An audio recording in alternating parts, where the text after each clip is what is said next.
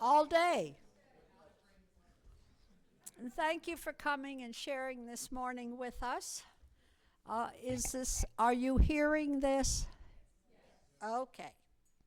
And those of you who are new to the University Club or History Group or a guest, thank you for coming, and we're delighted to have you all here. Number one request, please. I see right away people going to their pockets. Turn your phones off, please, or put them away. Our next program will be Monday, March the 31st. We're giving you an extra, and it's going to be really different and exciting. Retired systems engineer and NASA, William Colleran, will present A Race to the Moon, a close call. The space race began as a competition between the world's two superpowers to launch an artificial satellite during the International Geophysical Year, which was 1957 to 1958. It quickly became a battle to prove which system, communism or liberal democracy, would prevail. In May 1961, and I think most of us remember, President John F. Kennedy set the ambitious goal of sending a man to the moon by the decade's end. Achieving this would require significant advancement in technology, management, and of course funding. The race was on. Our speaker, William Colleran, will help us to understand and relive that exciting and memorable time. And I think many of you, just like my family, ran out the door to watch everything go up because we were so blessed to be in a position we could watch it. So, I'll see you here on Monday, March 31st. That's 2 weeks from today for this wonderful presentation. Now, History Today, Monday, March 17th, 2025. In 432, St. Patrick, at age about 16, was captured by Irish pirates from his home in Great Britain and taken as a slave to Ireland. In 1756, St. Patrick's Day was first celebrated in New York City. In 1762, the first St. Paddy's Day parade was also held in New York City. And this is a biggie. In 1845, the rubber band was patented by Stephen Perry in London. In 1868, the postage stamp canceling machine patent was issued. In 1884, John Joseph Montgomery made the first glider flight in Oley, California. In 1894, United States and China signed a treaty preventing Chinese laborers from entering the United States. Nothing's new under the sun, is it? In 1898, John Philip Holland achieved the successful test run for the first modern submarine off Staten Island, submerging 1 hour and 40 minutes. In 1901, at a show in Paris, 71 of Vincent van Gogh's paintings caused a sensation 11 years after his death. In 1942, the Belzec concentration camp was opened and the transport of 30,000 Polish Jews. In 1944, Mount Vesuvius in Italy once again erupted and destroyed several towns. In 1965, eruptions of Mount Agong in Bali killed 1,900 Balinese. In 1969, Golda Meir became Israel's fourth prime minister and the first female to hold that office. In 2003, edging on the brink of war, President George W. Bush gave Iraq President Saddam Hussein 48 hours to leave his country. Iraq rejected Bush's ultimatum, saying a U.S. attack to force Saddam from power would be a grave mistake. In 2023, that's last year, 2 years ago, the International Criminal Court said it had issued an arrest warrant for Russian President Vladimir Putin for war crimes because of his alleged involvement in abductions of children from Ukraine, which Russia invaded in 2022. In 2024, after suppressing and murdering opponents, President Vladimir Putin claimed a Soviet record election victory of 87.8 votes.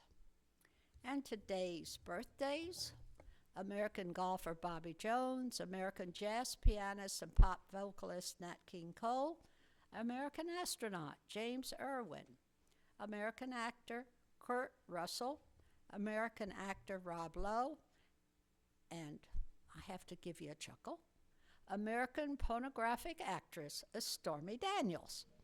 And now I turn the mic over to our wonderful co-chair, Dr. Ovid Vitas.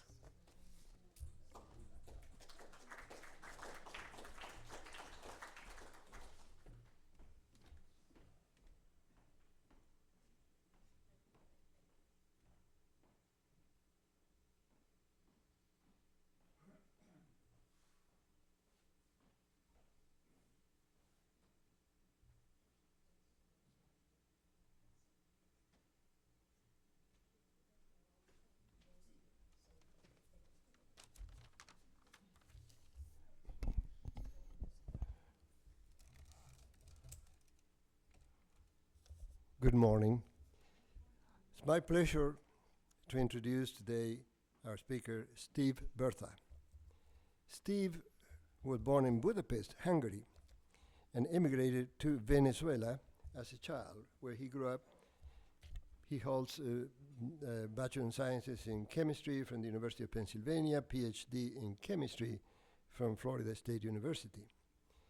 After completing his education, Steve returned to Venezuela, where he played a pivotal role in one of the as a founder and the head of the Department of Chemistry at the Simon Bolivar University. He took the responsibility of managing intellectual property also related to inventions from prestigious institutions, including Yale University, the University of Illinois, the Skate Kettering Cancer Institute, and the Hospital for Special Surgery in New York City. Currently, Steve has been an active member of the University Club for many years, and since 2015, actually. He currently is a board member and also serves as the co-chair of the Foreign Affairs Group, as well as organizing film night and documentary cinemas events.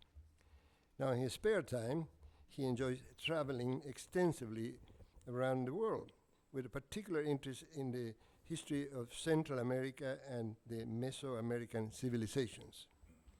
So on behalf of the History Group, it's a great honor to introduce Steve Bertha, who will share his insights on the complicated history of Central America.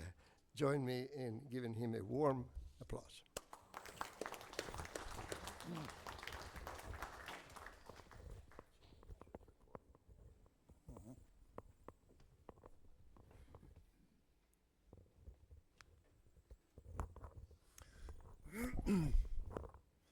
Yeah, thank you very much for that nice introduction.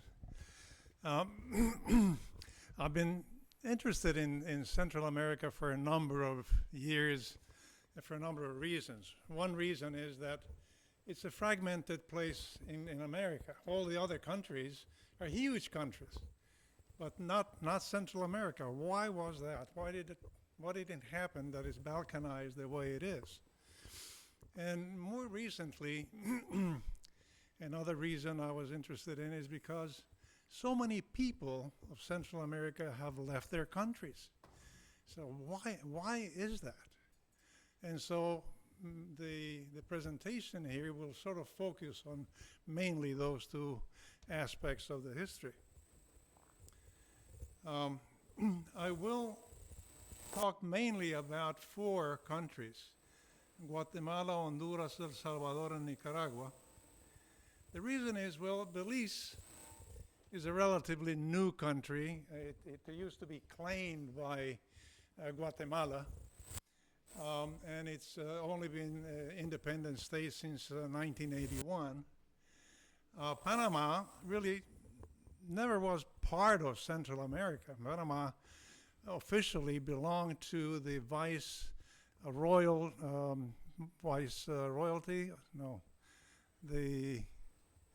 to Peru. I forget what it was. Anyway, it belonged to Peru. It answered to Peru, and so it was sort of different from the rest.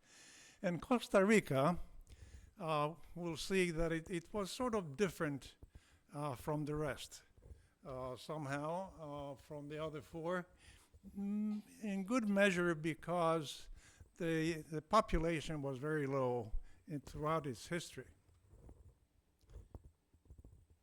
Uh-oh. This is not working again. Damn it. I'm trying to make this change from here, but it's not doing it. All right, I can do it from here. All right, so after the discovery of America in 1942, the Spanish, of course, they expanded very quickly. They started exploring all the neighborhood lands, and already by 1511, they arrived in Panama, and they had some settlements over there. As a matter of fact, by 1519, Pedro Davila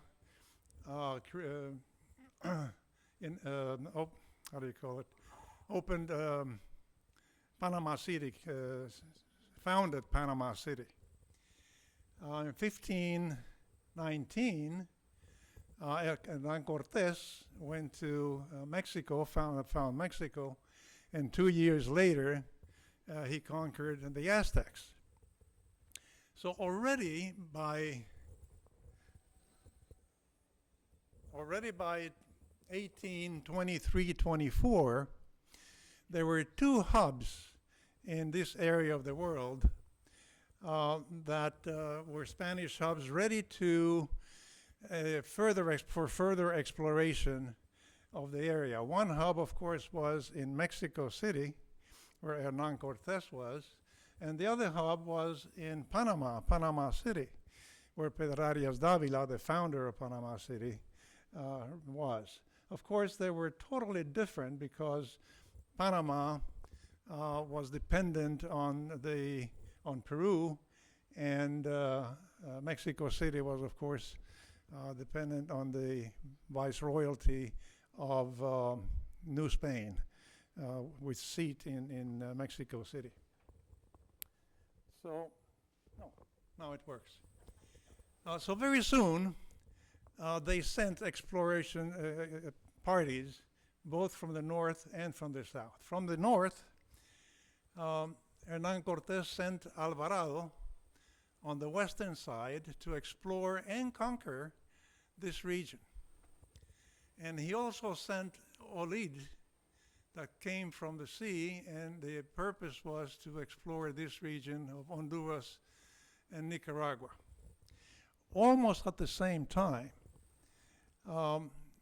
Davila, this guy was Gil González Davila, came from Panama, from the south to north, to explore what is today Costa Rica and Nicaragua, except that he had a permit directly from the from Spain. And he was not sent by the governor of the city or of Panama, who was Davila. But Davila, he sent his own man, who was Hernandez de Córdoba. So he sent his own man both to explore the same region and also to snatch away whatever Davila had conquered. Because, well, these people, all of them, they really were not gentlemen.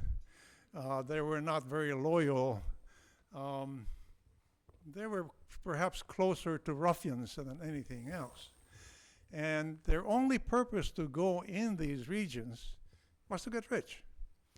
And for them, all the other conquerors or all the other groups that were sent there were rivals because, well, they were going to take away what belonged to them.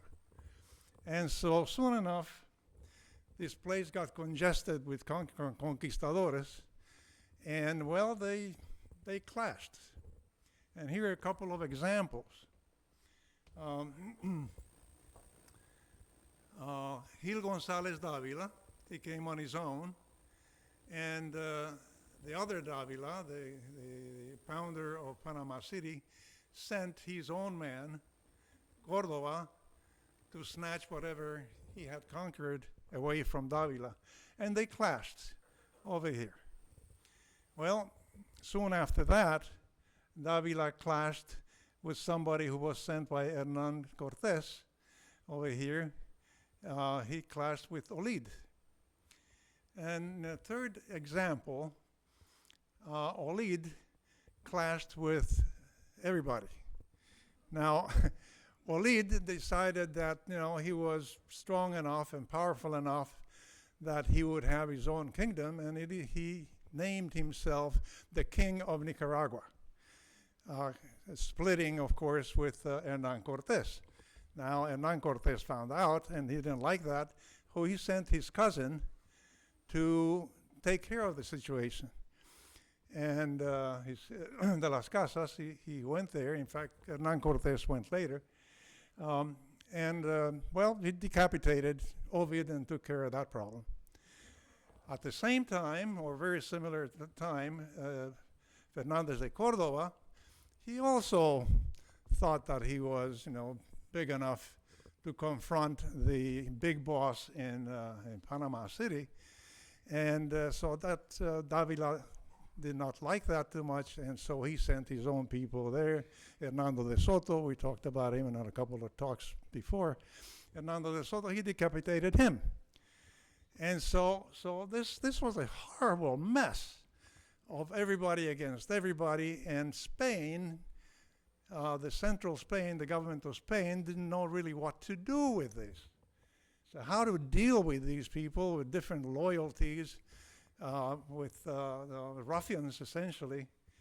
And so, you know, the region was too far away from the central power. Whatever this region was, you know, it depended on Mexico City, and that was too far. There was no real connection. And Panama, of course, depended on Peru, and that was too far away. So after deliberating a lot, they came up with a solution, and they created the captaincy of Guatemala. He also called the Kingdom of Guatemala. The king of Guatemala, by the way, was Charles V, or Charles I of Spain. So they created this captaincy with a captain general,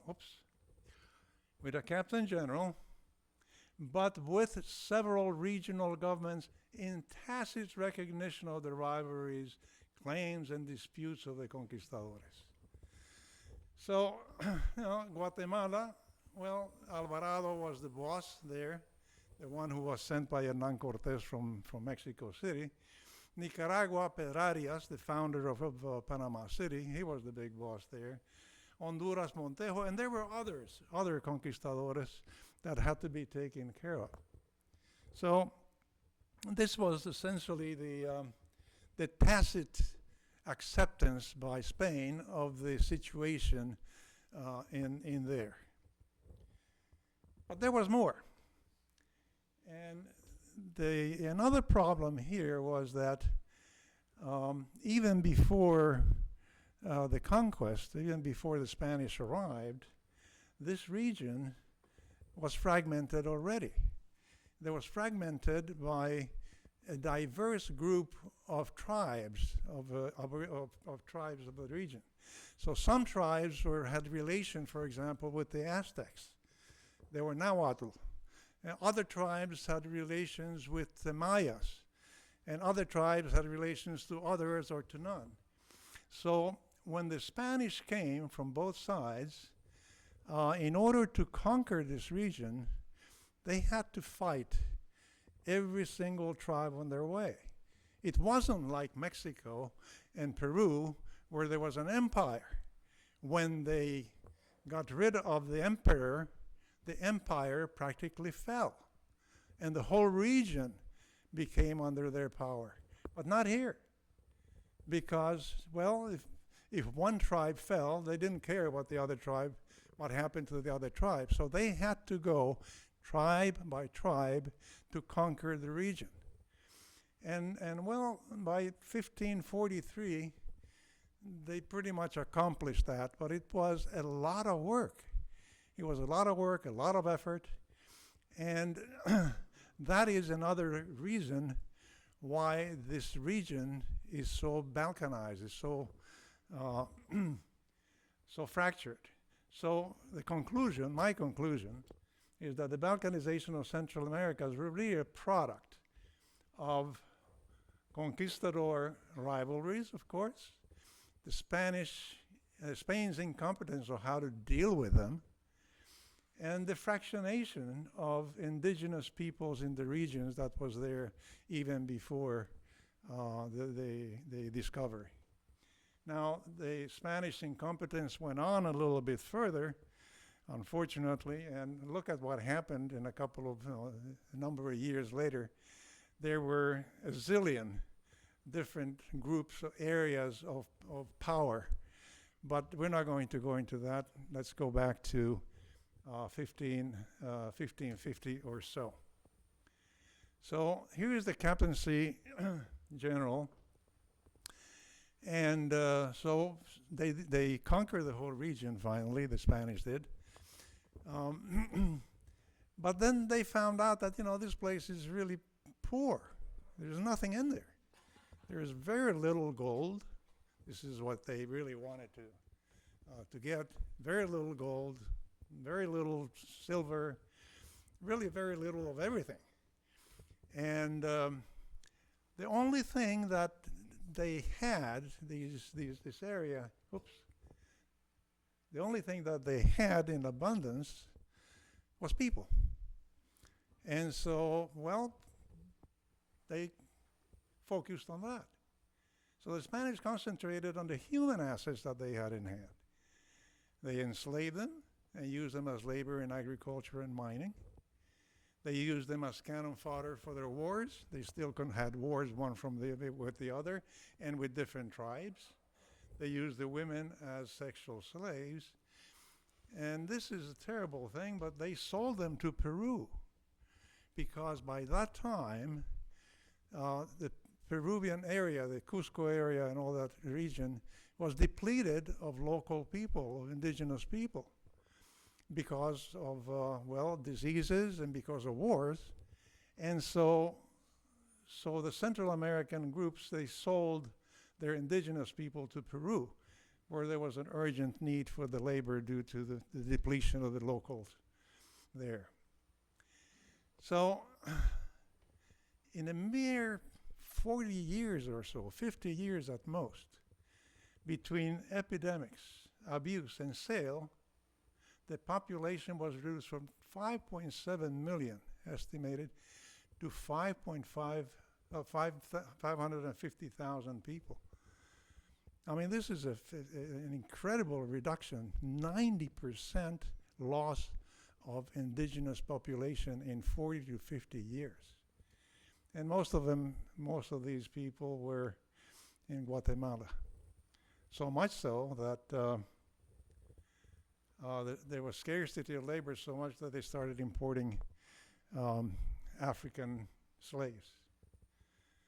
So that was a terrible blow.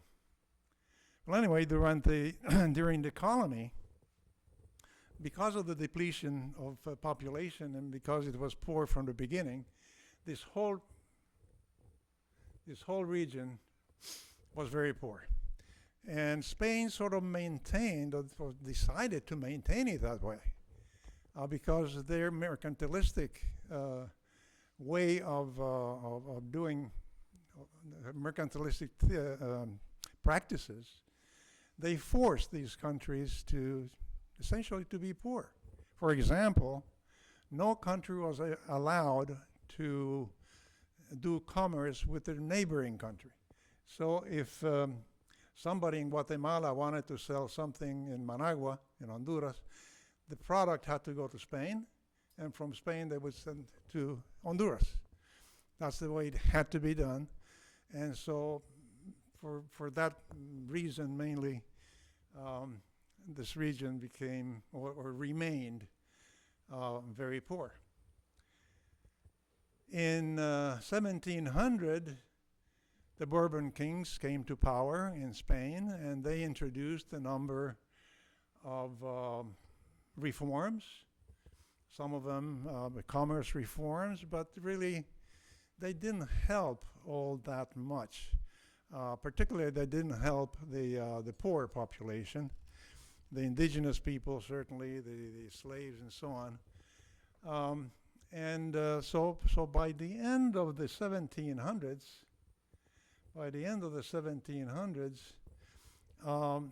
people started to become very unhappy with the local governments.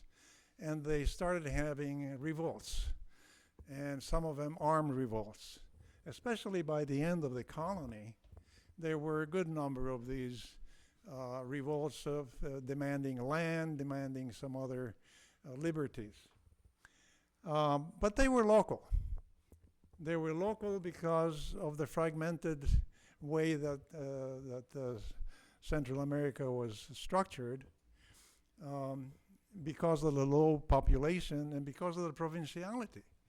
So they were so local that they never really talked about the oppression of Spain itself onto the colony of Central America. And certainly it never talked about independence from Spain. I mean, probably didn't occur to them at that time, even though by 1808, there were a lot of stirrings about the oppression of Spain, and about, well, maybe we should do something about it in other countries. And certainly during the teens, 1810 to 1820, the raging wars were going on, but somehow Central America didn't notice that very much. And what happened then was that almost suddenly, in August of 1821, Central Americans realized that Mexico had become independent. And said, wait a minute, we are the captaincy of Guatemala, and we depend on the viceroyalty of New Spain, which now is the country of Mexico. So does that mean that we're going to be part of the new country? And so said, well, we got to do something, and so they did. They declared their own independence from Spain. In other words, the captaincy's independent from Spain. And sure enough, 2 months later, Mexico sent a formal request to the Consultative Junta of Guatemala City, which was took care of the whole captaincy of Central America, to accept annexation to the new nation. So what to do? Well, there were some advantages to become part of a big nation. But on the other hand, Mexico was in a state of formation. Mexico at that time did not even know what kind of government they wanted. And so there was this dichotomy, this problem of what do we do now? Do we agree or don't we agree? The request was accepted and they agreed to become part of Mexico. And so they became part of the first Mexican Empire of 1822-23. This was the Mexican Empire. Now, that's a huge country. I mean, it's probably bigger than today's United States, including Alaska.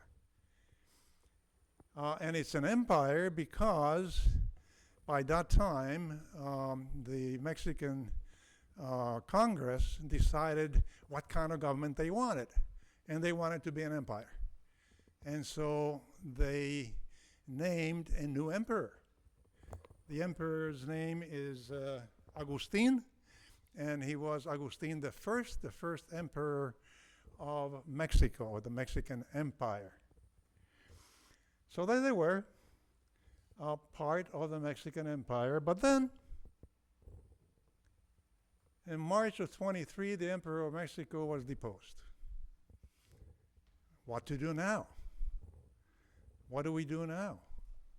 Well, one thing they didn't want to do was become part of the civil war that they saw coming after the deposition of Iturbide, Agustin Iturbide.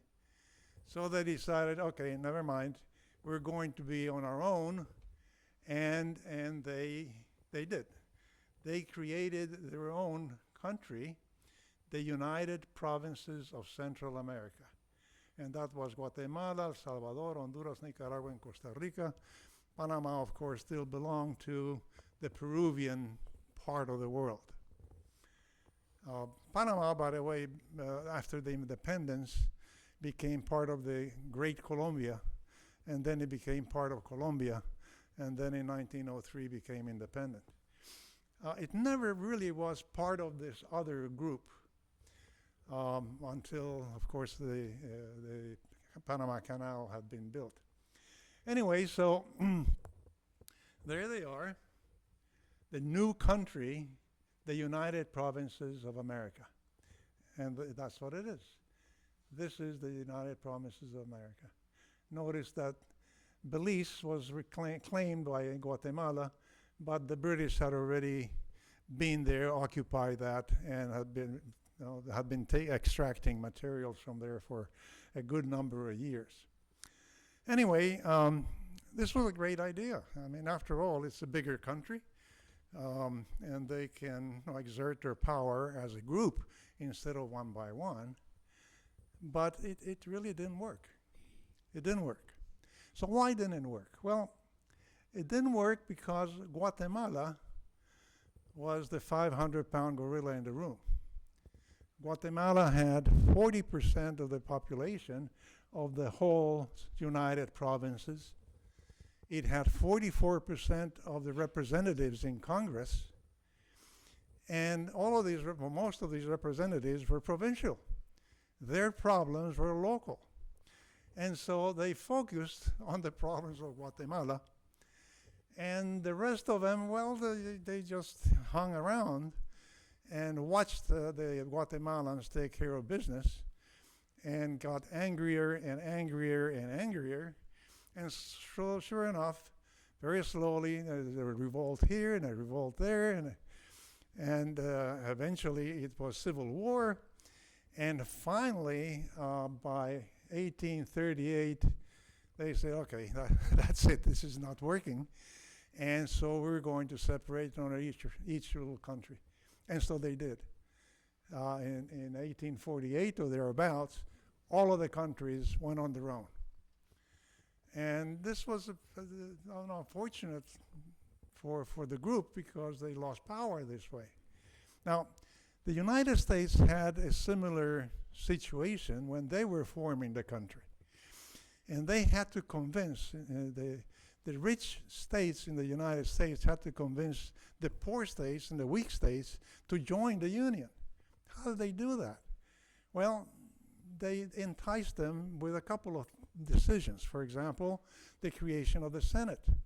the Senate is a powerful tool for the weaker states. They also created the college, the electoral college, that gives more power to the weaker. And this way, they convinced the weaker states to become part of the Union. But unfortunately, the United Provinces of Central America, they did not have that kind of vision. And so they allowed the wars to go on and the separation to occur. And so eventually, as I said, 1838, they all went their way.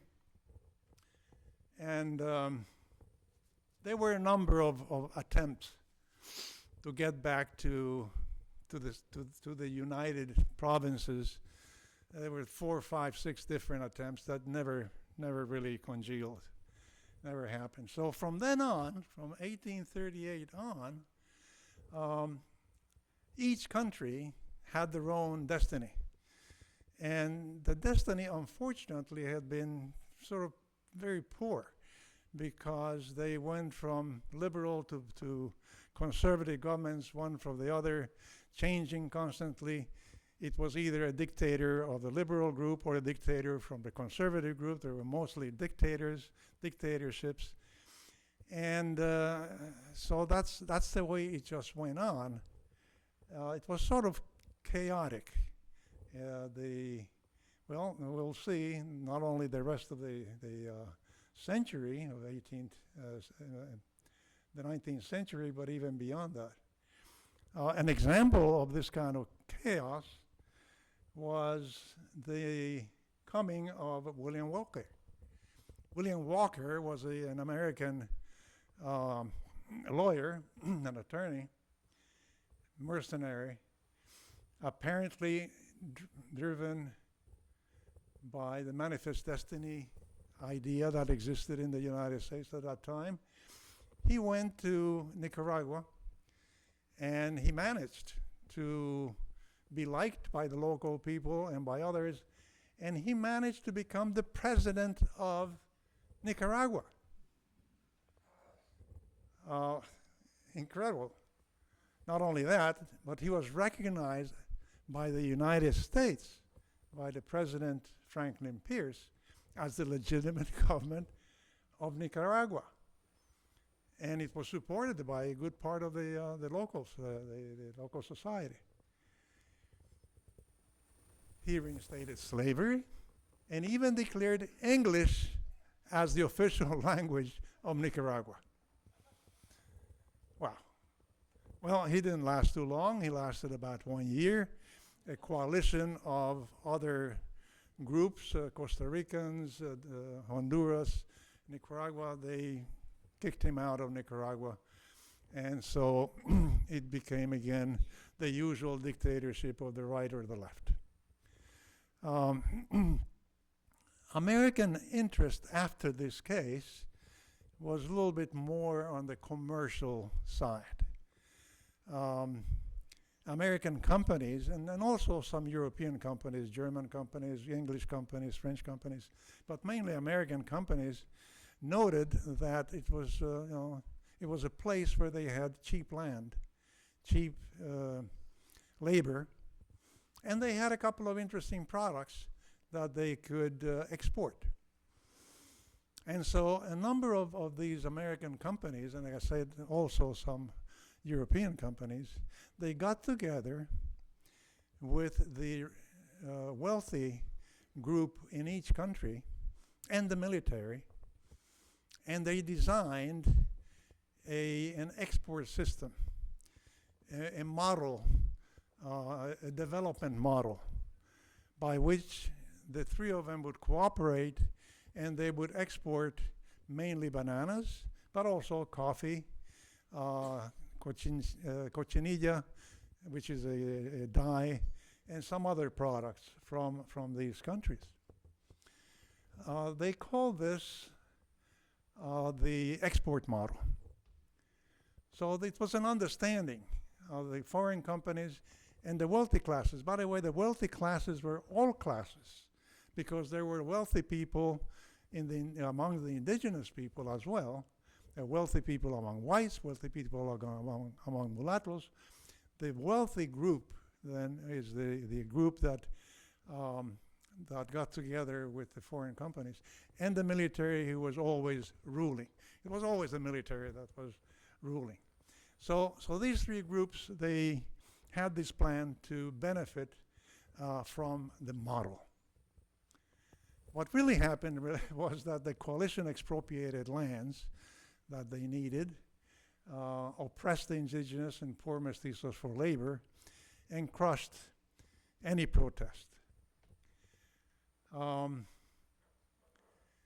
The original Banana Republic concept came from here, was part of this model. The United Fruit Company in 1899, now called Chiquita, was established in Honduras, followed by Cuyamel, that was absorbed later into United Fruit, Standard Fruit Company that became Dole, and some other companies. Now these companies became very, very powerful in each of their countries. Why? Because they obtained concessions from the government and from the wealthy group to develop this model. So they got land, for example, enormous amounts of land. And with in that land, they built railroads.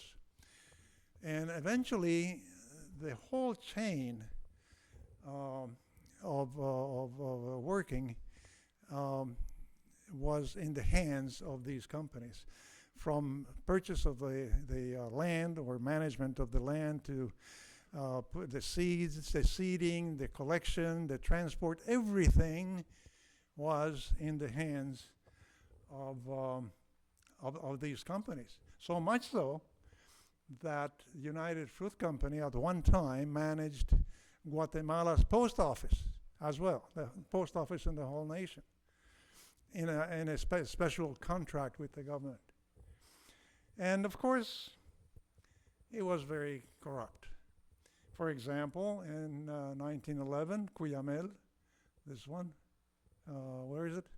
Yeah, Cuyamel Fruit Company, conspired with an ex-president of Honduras, overthrow the existing government, and install a new one friendly to their business. So if the government did not go along with what these companies or this coalition really wanted, they just changed the government. So the power so much that, for example, the United Fruit Company came to have control of 42% of the territory, the land. They did not own, but they had the control of 42% of the territory of Guatemala. And furthermore, they didn't pay any taxes nor tariffs. American companies convinced the U.S. government now, to sporadically militarily occupy Honduras to maintain, sorry about that, to militarily occupy Honduras and maintain peace and protect the corporate interests. Protect their corporate interests. Now, we have to be careful with this because there was something in this that it's logical. It is not that the U.S. government did whatever these companies asked them to do, and if these companies wanted some military support, they would rush the military over there and help the companies. It wasn't just brazen. The truth was that the whole region was unstable throughout all this time. And there was a geopolitical interest of the United States government to have some sort of peace in the region. So, for example, in Honduras, between 1920 and 23, there were 17 uprisings. Now, how can you conduct business in an environment like that? And so it sort of made sense to send military groups to Honduras. And I will see also Nicaragua. Nicaragua was continuously occupied from 1912 to 1933 by the American military. But again, you know, it wasn't that United States sort of imposed itself over the local people. They were welcomed by some of the Nicaraguan governments because of the instability that they had. So, but anyway, the case is that the American military was present in Central America in a good number of times. Of course, you remember that Americans invaded Mexico a couple of times already, and so on and so forth, Cuba and the Dominican Republic and so on. So it's not unusual, this, but I'm trying to explain that there was some reason for the American military to be there. It just sort of made sense. Okay.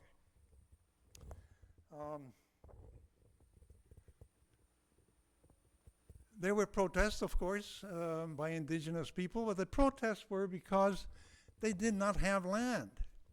The land was taken away by the coalition.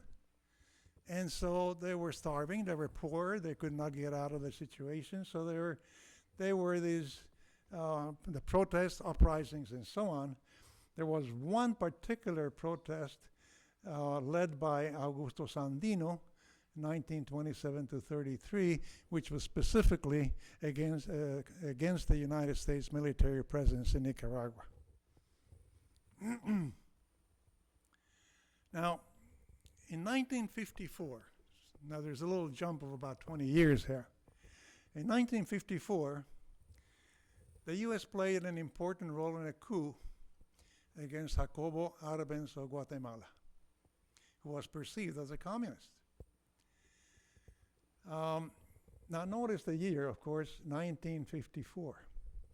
So there was a switch here of focus by the American government, and it was the anti-communism. By 1954, there were in the government of the United States a number of very rabid anti-communist people, such as Foster Dulles, for example, and others. And so they could not conceive the idea that some part of America, there would be a communist government. And so they agreed, and they convinced Eisenhower to agree to topple Jacobo Arbenz of Guatemala because he was perceived as a communist. But what did Arbenz really do? Arbenz was, by the way, the second president of Guatemala who was democratically elected. Now this is 1954. The first president democratically elected in Guatemala was his predecessor, 1946 to 51, who passed on the baton, the presidency, without any fuss to Arbenz. So no, this is pretty injurious to a country that's starting to become a little bit getting out of the typical military powers. Anyways, so what the predecessor did, and what Arbenz really did, was to give land to the poor. Finally, he was returning land to the indigenous people and to the poor mulatto population of Guatemala. And the way he did it was to take away land from the banana companies, the American companies. Of course, the big ones were American. To take away their land. Now, it wasn't as brazen as that either. You see, the 42% of territory of Guatemala that was in the hands of the banana companies, a good portion of that was not productive.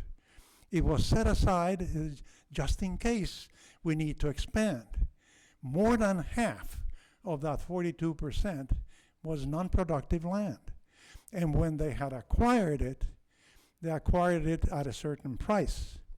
And so Arbenz, what he did, he says, okay, this is what you declared that this land is worth. I'm going to pay you that money.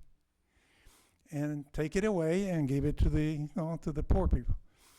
The banana companies, they didn't like that. They did not want to lose the land. And so they labeled him communist. So the coalition's tactic really was to accuse somebody of being communist, and then these rabid anti-communist people in Washington would go along with it. And so it was really a CIA operation, and this is historical, that eventually toppled Jacobo Arbenz from the presidency. And it became, again, the usual thing of caudillos and military governments and dictators, one after the other, which lasted a number of times. You know how many presidents Nicaragua had in its history from, let's see, from 1828 until 1936 or something? 117. 117 presidents. So anyway, now this concept of anti-communism and to keep Latin America free of communism continued in the American governments, one president after the other. And so in 1980, for example, the United States provided arms, training, help, all sorts of help, money to the government of El Salvador, the dictatorship of El Salvador, to aid in its conflict against leftist guerrillas. Now, leftist guerrillas for the U.S. was communist guerrillas, but that wasn't really true, because what these people wanted was the same thing that Arbenz wanted. They wanted to distribute land to those poor people. They wanted the poor people to be able to have their own production and be able to survive and live better. So, furthermore, the Sandinistas, the ones that fought the American military, they finally toppled Nicaragua's Somoza government in 1979. Then they became the government. But the U.S. considered them communists. And so in the 1980s, you might remember this, the U.S. helped the Contra rebels in their attempt to overthrow the communist Sandinista government. So all this upheaval. From here, after this happened, of course, there was guerrilla warfare in Guatemala. In the 80s, there was guerrilla warfare in El Salvador. In the 80s, there was guerrilla warfare in Nicaragua. Honduras served as sort of a platform. People came and went from there. But the fact is that during these devastating wars, more than 3 million local people left, emigrated from their countries. And about 1 million came to the U.S., mainly from El Salvador.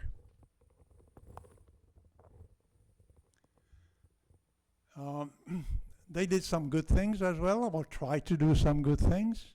The United States government helped the local governments to do something to improve the lot of the poor. So, for example, they did this, an experiment. Introduced cattle industry, but that didn't work because cattle requires a lot more resources, land and water and whatnot, and that just, they took away more land from the needy folks. They introduced programs of vaccination, sanitation, public health, but this exacerbated the population growth. So that didn't work all that well either. It worked, but no. The Green Revolution was introduced, fertilizers, insecticides, high-yielding seeds, this too failed. One reason was the indigenous people were not ready to renounce their way of life. That didn't work.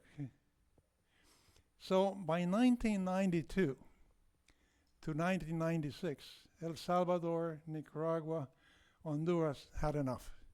So, okay, that's it. No more wars. No more wars. Let's settle this once and for all. And they agreed with the rebels to accept them into society, and the rebels would run in a democratic form, just like everybody else. And so there's light at the end of the tunnel. Finally, we're going to have peace and prosperity. Well, not exactly. Why? No, this is 1992, 1996. Communism had fallen. The Soviet Union had disbanded. And so the threat of communism was no longer there. And so a new model was introduced. Oh, sorry about that. A new model was introduced, and the United States led the introduction of that neoliberalism as a way to get Central America out of their poverty. And so you might remember that the premises of neoliberalism, they're privatization, deregulation, economic austerity is very important in that model, and foreign investment. So this is what these countries had to do in order to be successful in this new development model. Well, to attract foreign investment, the Central American governments, they had to enter into a competitive spiral with their neighbors and other countries by lowering their labor costs and taxes. If they had been one big country, like the United Central American country, they might have a little bit more power and negotiation. But they were individual. And they had to compete one against the other. So what happened? It generated more poverty. And since the lands were never really returned, there were problems even in subsistence agriculture, more migration, more people leaving their countries.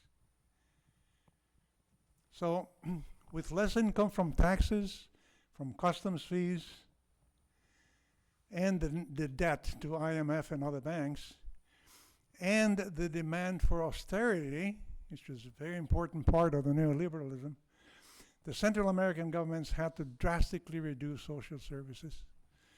So schools, no more hospitals. And so what happened?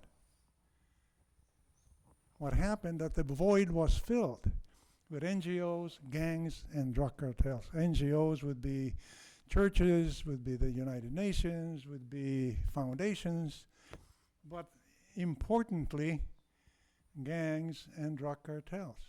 Central America didn't have that problem before. It started having the problem after the introduction of neoliberalism. And the big problem that we have today in El Salvador, that half the population is in jail, it comes from here.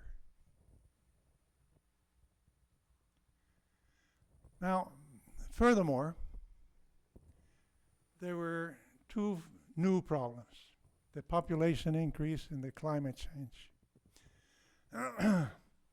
Look at the population increase. 1900s, there were 3.5 million people in Central America. And it increased. In 2020, there's more than 10 times in 120 years. And so, again, the land was not enough, and this introduced even more migration. Here is a map of the increase in population. Here is specifically Central America. You can tell Guatemala increased by 101% in that time. Now this is from 2020. Let's see, from 1990 to 2023. 100% in what? 20, 30 years. San Salvador, only 17% because they emigrated, most of them, and they came to the United States, a good number of them. Furthermore, the climate change brought persistent drought, and violent storms. There were 2 destructive hurricanes in 2020. So Central Americans emigrated even more. More than 500,000 arrived at the U.S. border in 2022. So here we are. Here is, in time, the immigration of the United States.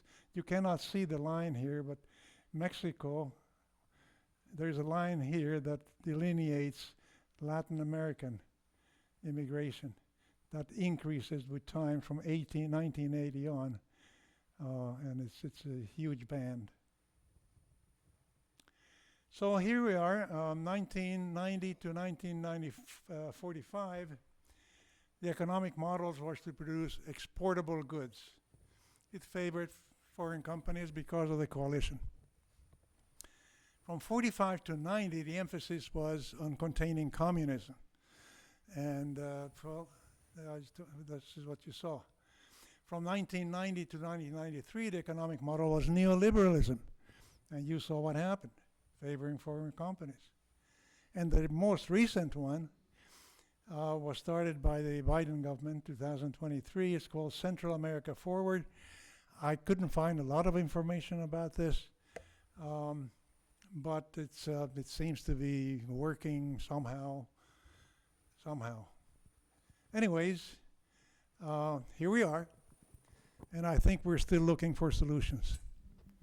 Thank you, Steve. Thank you. And that part of the world still makes the news. Questions from the audience, please.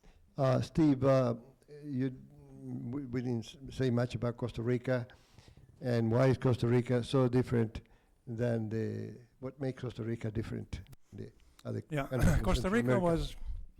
was different from the rest, mainly because the population was so low that they did not interact much with the other countries, and also they had some visionary people to lead them. Arias, for example, a Nobel Prize winner, he was president of Costa Rica. So they were sort of a stable island in Central America. That is changing, unfortunately, today, but they're still a different kind of a country than the rest of them. They did not have the violence. Not that they didn't have a dictator or two here and there. They did. And they had revolts and all that. But compared with the rest of the countries in Central America, they were totally separate. They were different. Yeah, and also they abolished the army. It's the only country I understand in Latin America without an army. They don't have an army. Yes. Yeah. Okay. I've got 2 quick questions. Hopefully you can expand on those. You had mentioned the Mexican Empire that was created in the beginning of the 19th century, would that be? 1822. Yeah, okay. The beginning of the early 1800s, and how they controlled basically the entire part of Central America, kind of from Mexico. Why did they not defend their empire in Mexico, in Central America, whereas they did in Texas? They sent military to Texas, of course, the famous Alamo. So that's the first question. Why did the Mexican central government not defend their Central American part of their empire? The second question is, also in regard to the topic, when it came to the entire region as a whole, and you talked about how there were various coups, military taking over, conservative governments, left-wing type governments and so on throughout the ages. Why did they not ever think about creating an economic union type system, a federal system, on the lines of maybe like the European Economic Community, which you have today in Europe, where all the countries could be independent individually, but they would be controlled economically by a central system? I'll start with the second question, because they did. There is an economic union. In fact, it is valid today, of the Central American countries. Now, I don't know why it doesn't work as well as other economic alliances, but they do have it. They have an economic alliance, and it includes the United States. The United States gives them preferences in importing into the United States. So it exists, but it's not very efficient, and I don't know why. Regarding the other question about why didn't Mexicans militarily go to the south, and they did go to the north, I think it has to do with the wealth. The south was poor, the north was rich.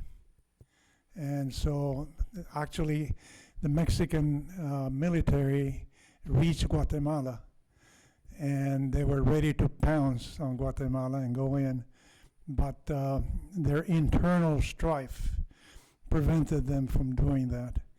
And eventually in the 1950s, the 30s and 40s, they preferred to go to Texas, because Texas was a lot more valuable. Okay. I appreciate your research. Great job.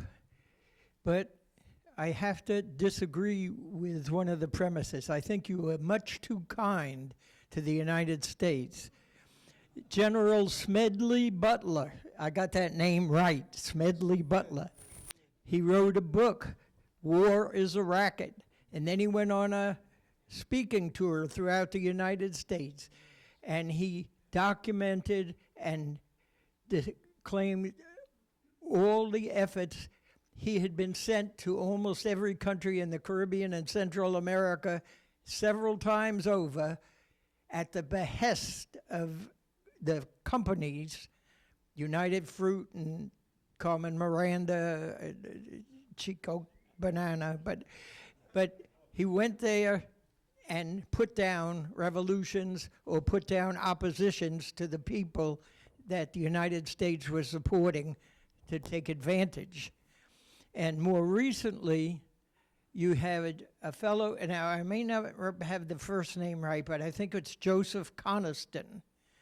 And he signed up with what he thought was going to be a very generous group like the World Bank to go down into Central America and various countries there, build roads, bring in electricity and telephones, and found out that he was part of a CIA operation to build up debt and then put whatever the government accepted under the control of the United States.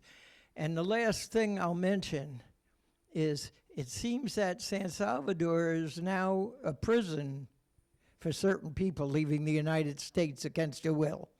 So I'm not against the United States.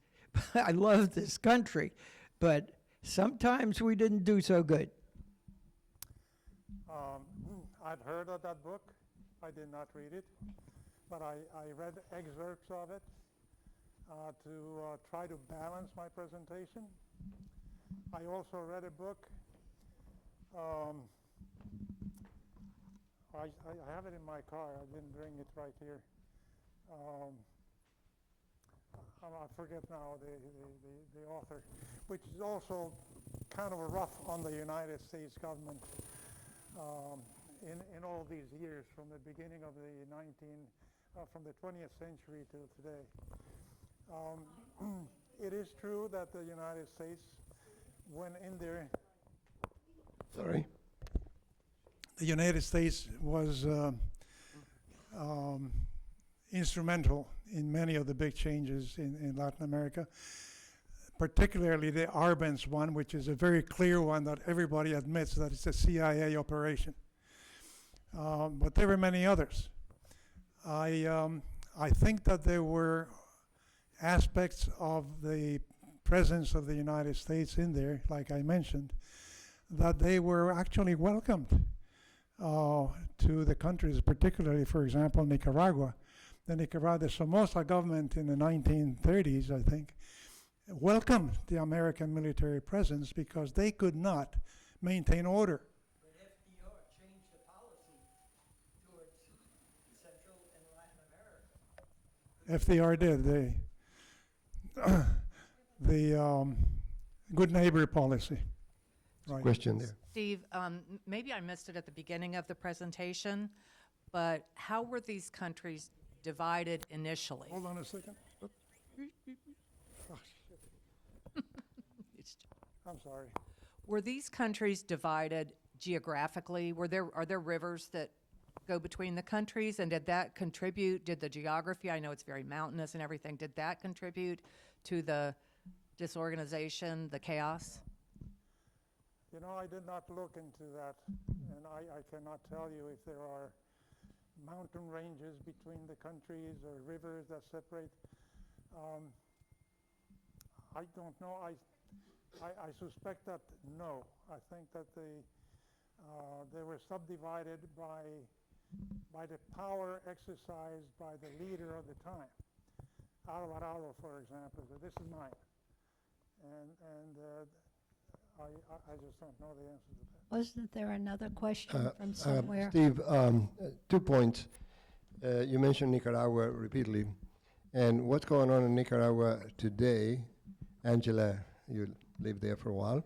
And I understand the idea of democracy, even though countries that declare themselves sort of independent of the United States, still they have sort of dictatorships. Like in Nicaragua, the current president has been there for, 20 years or so? Number one. Number two, something that's very current is the Panama Canal. And 1903, United States, during the Teddy Roosevelt's president signed the agreement that was for perpetuity. Then in 1977 or so, Jimmy Carter signed the treaty, or 2 treaties really, one for the transfer of the Panama Canal to Panama, and the second treaty was about the Neutrality Act that will give access to the United States in cases of war. The United States will have priority. Now, what is the current situation there? Because it's been in the news lately. The current situation with the Panama Canal and the United States. The present situation? Yeah. Well, my understanding is that, my understanding, okay, I may be wrong. It is not about the United States taking over the Panama Canal like it was before. It was to contain the Chinese. The Chinese have a presence there. And the idea is to have an American military presence sufficient to contain the Chinese from dominating the whole region of the canal. The Chinese are buying up things. They're buying up land, they're buying up companies all around the canal. And so this is what the United States, this is my understanding again, wants to contain. So it is not the taking back of the canal physically and militarily. It is to contain the Chinese somehow with American military presence and perhaps financial presence as well. BlackRock company, I understand, American companies now are investing in the Panama Canal.